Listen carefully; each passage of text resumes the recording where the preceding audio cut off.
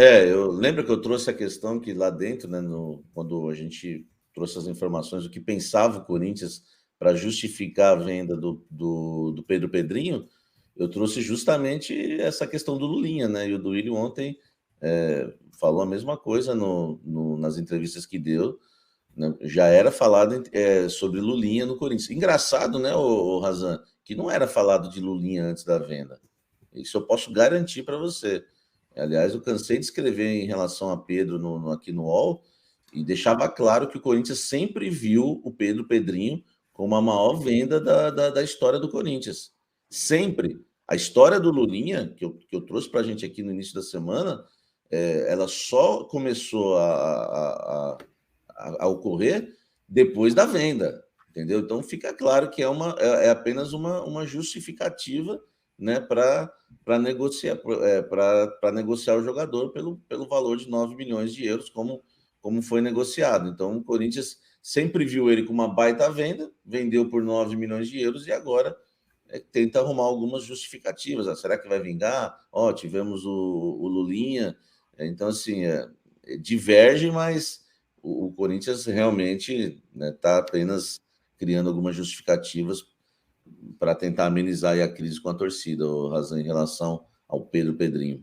Que tem repercutido bastante nas redes sociais essa situação, principalmente para além do Pedrinho que a gente está brincando aqui, porque ora ele era chamado de Pedro, ora era chamado de Pedrinho, e tem o outro Pedrinho lá do Corinthians, então às vezes acaba confundindo na maneira de você se referir, né?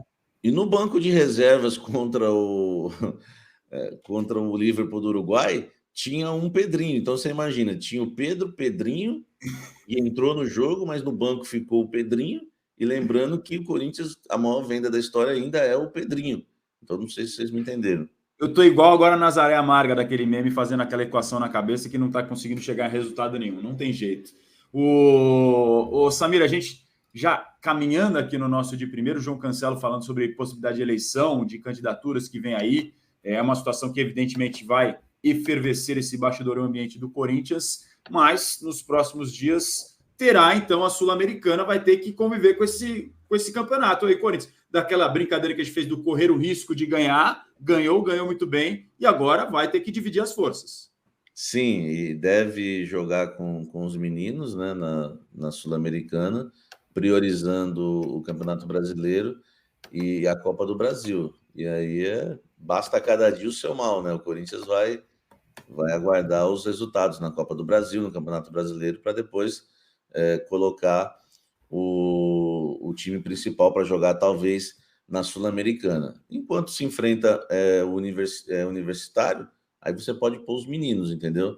Quando já é um pessoal mais já formado, já é outra história, Razan. Ele não se aguenta, não tem jeito. Samir, vou deixar você segurar um pouco esse estoque de trocadilhos para as próximas semanas, porque certamente você vai participar mais vezes com a gente do De Primeira, viu? Obrigado. Isso, pode deixar, Razan. Quem sabe, né, semana que vem, né, reabertura da janela, o Corinthians avança mais aí no mercado da bola. A prioridade ainda é um volante e um zagueiro. Lembrando, né, que o Corinthians, a situação do Cuéllar travou e a situação do Wendel é considerada bastante difícil.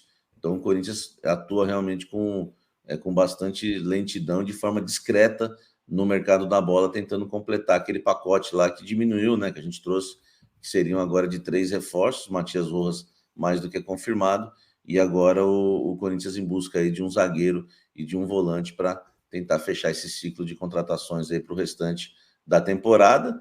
E na semana que vem também a situação, né, deve aí lançar o André Negão como candidato, e aí sim teremos já os dois candidatos à presidência do Corinthians, André Negão de um lado e o Augusto Melo do outro. Razan, estou sempre Rapidinha, só uma rapidinha, que o João Cancelo perguntou exatamente isso, se vai ter alguma confusão com essa candidatura que você acabou de citar, do André.